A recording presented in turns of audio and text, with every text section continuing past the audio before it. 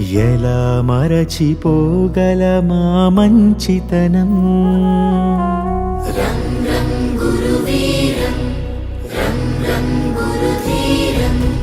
గురువర్యా గురువర్యా మీ మాటే మా మనసులకిక వెలుగు.